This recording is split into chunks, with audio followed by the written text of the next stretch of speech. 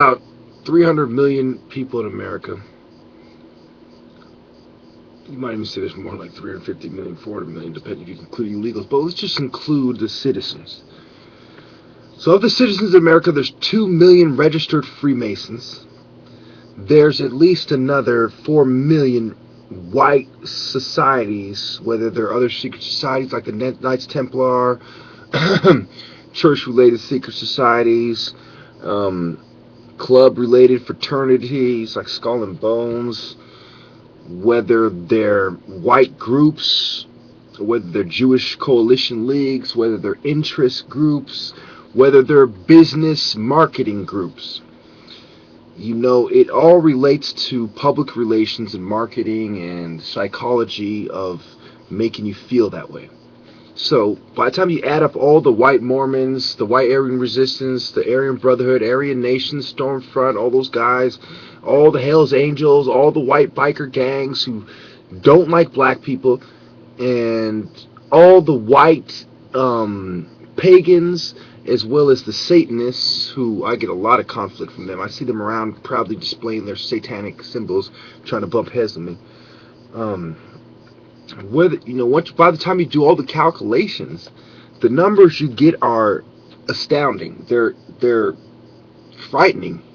If I was not a warrior, I'd probably be scared, because when you truly break down the numbers and you take that less than 200 million and you divide it by 6, you end up with something that most people don't want to admit you end up. You understand me?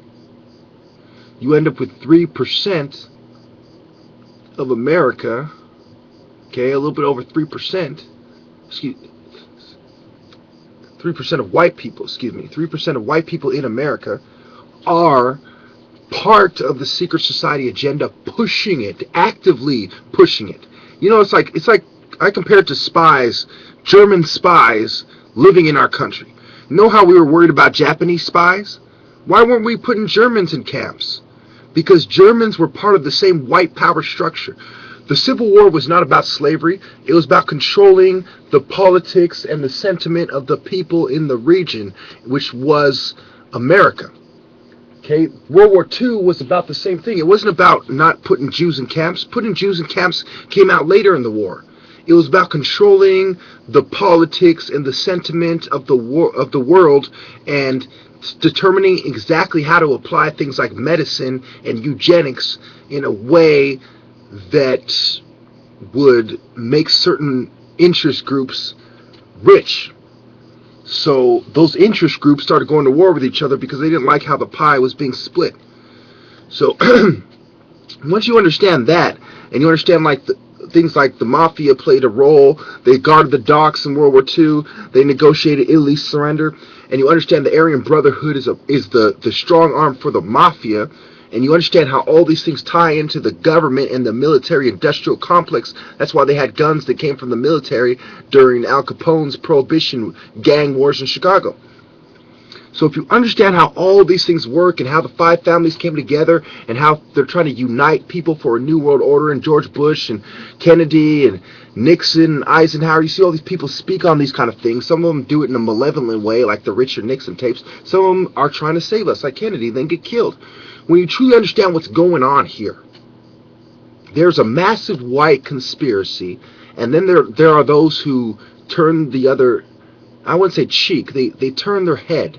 When they say turn the other cheek, they mean they turn their head and look away. They look the other way. Okay?